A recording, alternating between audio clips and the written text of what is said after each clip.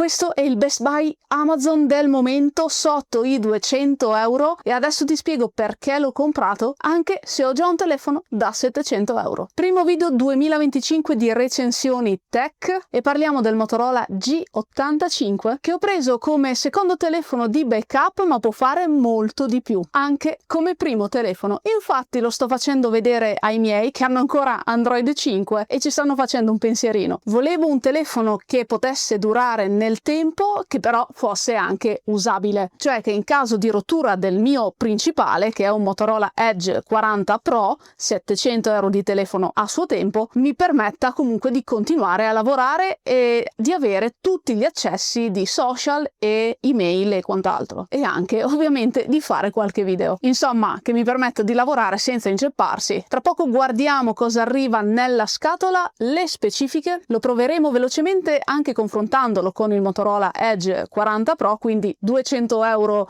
contro i 700, e andremo nella giungla per provare la fotocamera sul campo, comparandola con quella dell'Edge 40 Pro. Sigla. Questa è la scatolina che ci arriva. Abbiamo il nostro telefono e poi nella scatolina abbiamo il cavetto, i vari foglietti illustrativi, l'affarino per estrarre la SIM, perché questo ha una SIM fisica e una eSIM, e dovrebbe avere anche lo spazio per la SD card. Questo è il contenuto della confezione.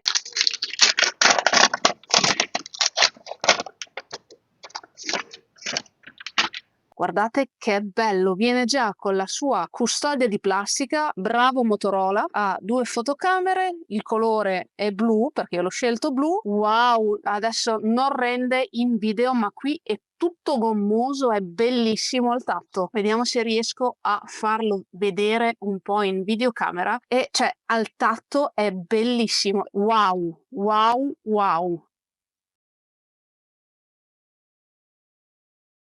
Eccolo qui, prima accensione, italiano. Ok, adesso io metto un attimo in pausa la registrazione, ci vediamo quando avrò configurato tutto il dispositivo e dopo lo proviamo e poi magari facciamo anche un confronto con il Motorola Edge 40 Pro. Quindi 700 euro dell'Edge 40 Pro e 186, vabbè diciamo 200 nel caso in cui salga un pochino il prezzo, del Moto G85.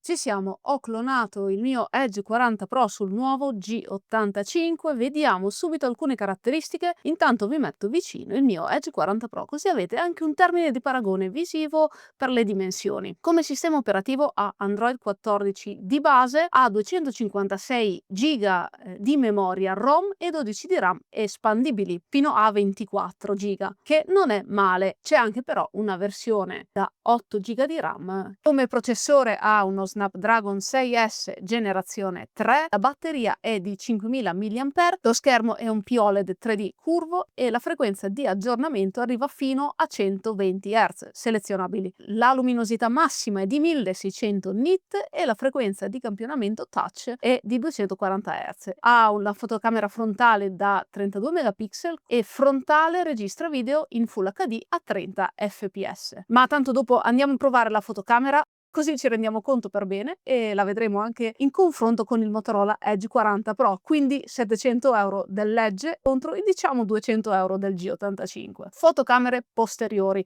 sono una da 50 megapixel e l'altra, quella qui sotto, è quella dedicata alla macro e all'ultra grandangolare ed è da 8 megapixel con un campo visivo di 118 gradi. Gli altoparlanti sono stereo Dolby Atmos, non ha la presa jack per le cuffie, quindi o Bluetooth o adattatore jack USB-C. Posso farvi sentire l'audio ma non so quanto possa rendere bene, comunque sappiate che è molto ma molto buono come qualità.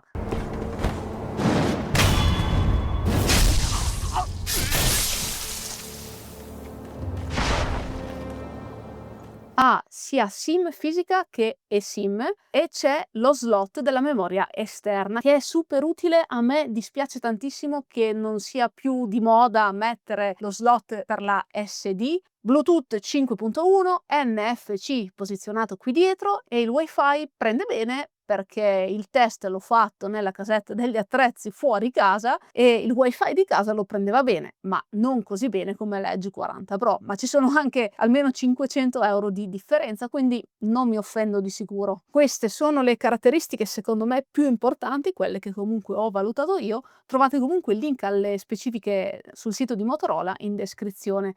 Noi intanto guardiamo qualche confronto tra l'Edge 40 Pro e il G85, tutto in wifi per andare via pari. Il G85 ha le stesse identiche app dell'Edge 40 Pro in quanto è clonato e vedete che si comporta molto ma molto bene. Anche con CapCut facciamo una prova veloce e direi che scorre bene. Chiaramente magari avrebbe più difficoltà ad editare dei video in 4 o 8K, ma nemmeno registra in 4 o 8K, quindi il problema non si pone in realtà, a meno che non vogliate mettere sul telefono video di alta qualità ed editarli qui sopra, ma secondo me CapCut sul telefono è più come una cosa on the go, quindi editi ciò che filmi con il dispositivo, non qualcosa filmato con dispositivi terzi.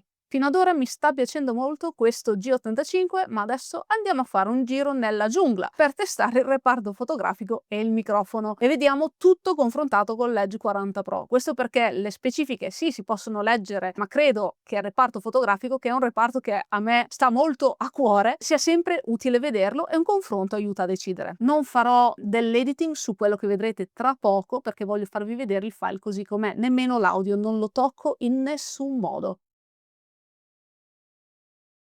Sto sia registrando con la fotocamera, ma sto anche registrando lo schermo del telefono in modo che si possa vedere proprio la differenza delle due app. C'è un comparto fotografico diverso nei due telefoni, ma anche le due app sono diverse. Sto usando il microfono interno di entrambi i telefoni senza lo zoom di intelligenza artificiale. Questa è l'impostazione di base, sono tutte e due in Full HD, sono tutte e due stabilizzate bene, io non sto usando un gimbal esterno. Qui in alto nell'Edge 40 Pro si può selezionare in frontale Full HD o 4K e l'altra cosa che manca nel G85 per forza di cosa è l'opzione in video frontale che c'è nell'Edge 40 Pro, che è l'effetto bokeh. Vedete che questo non lo posso mettere nel G85, ma c'è anche una differenza di 500 euro. L'opzione bellezza è leggermente diversa nei due telefoni. Vedete che ci sono tutte queste impostazioni nel G85, mentre nell'Edge 40 Pro c'è solo una slider. Possiamo selezionare il formato 9/16 o schermo intero. Il rallentatore nel G85 c'è solo per la fotocamera posteriore, mentre nell'Edge 40 Pro c'è anche in quella frontale. Passiamo al reparto foto. Anche qui abbiamo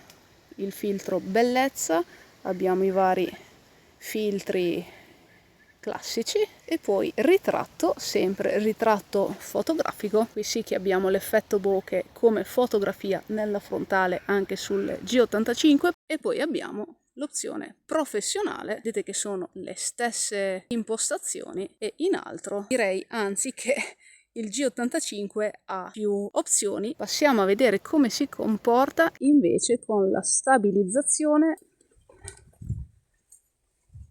anche tenendolo così, insomma fanno entrambi la loro porca figura. Il G85 per il prezzo secondo me si sta comportando più che bene. Adesso vi faccio vedere lo zoom automatico e vi faccio vedere anche fino a quanto può andare ogni telefono. Non è male il G85. Vedete che comunque per l'uso di tutti i giorni il G85 fa la sua figura. Vediamo di fare qualche foto. Questo è un video in modalità macro, stesse margheritine. Queste sono alcune foto, ve le faccio passare qui, sono le prime in macro. Queste invece sono foto chiaramente non in macro, sempre fatte con il G85. Facciamo un piccolo test di zoom ancora. Questo è lo zoom automatico e adesso zoomiamo cercando di stare fermissimi. Arriva un 6 per il G85 e questa è la differenza di zoom e di qualità. Per concludere, secondo me ho fatto un ottimo acquisto, anche perché sennò l'avrei ridato indietro. Se vi serve un telefono da tutti i giorni, con prestazioni più che buone, senza dover vendere il rene di vostra zia, ve lo consiglio assolutamente. Mi è anche già arrivato l'aggiornamento ad Android 15 e comunque con 12 GB di RAM espandibile a 24, 256 GB di memoria interna espandibili con la SD e con il processore che comunque è un buon processore, soprattutto per la gamma di prezzo, è un telefono che può durare parecchio. C'è anche la versione con la RAM da 8 GB, però per 15 o 20 euro che siano in più vi consiglio di prendervi la versione da 12 GB di RAM espandibile. Se non avete esigenze altissime lato fotocamera, questo telefono va più che bene. Chiaramente se vi serve una fotocamera un po' più pro vi servirà anche un processore più da pro, perché dovrete gestire 4K, 8K, 2000K, quello che prenderete. Va bene per foto e video delle vacanze più che normali, mare, montagna, criceto, cane, solo in condizioni di poca luce, per esempio di sera sul divano mentre avete solo la TV accesa, allora sì che sgrana. Ma qui è chiaro, un Edge 40 Pro o anche un iPhone giocano con un reparto fotografico di un altro livello, ma anche il prezzo è di un altro livello. Spero che questo video vi sia utile. Adesso vedrò cosa mi comprerò la prossima volta e vedrò se varrà la pena farci un video. Questo mi è molto piaciuto. Non è in collaborazione con nessuno, me lo sono comprato io. Sto registrando l'intro e l'outro di questo video dopo una settimana di utilizzo solo con questo e posso garantire che anche come primo telefono fa tutto ciò che deve e anche di più. E sì, a tutti quelli che mi hanno detto ma comprati un iPhone per lavoro, non sono ancora pronta. Con Motorola mi trovo bene. Dopotutto Motorola e di Lenovo, anche con Lenovo mi sono sempre trovata bene. Il mio PC è un Highlander. Ci vediamo nei prossimi video. Sta per uscire il nuovo video di Prompt Engineering. C'è già stato uno spoiler dei prossimi video di Prompt Engineering sul gruppo Telegram. Se vi interessa vi lascio il link di Amazon, lo stesso da cui ho comprato questo qui, perché io l'ho pagato 186 euro.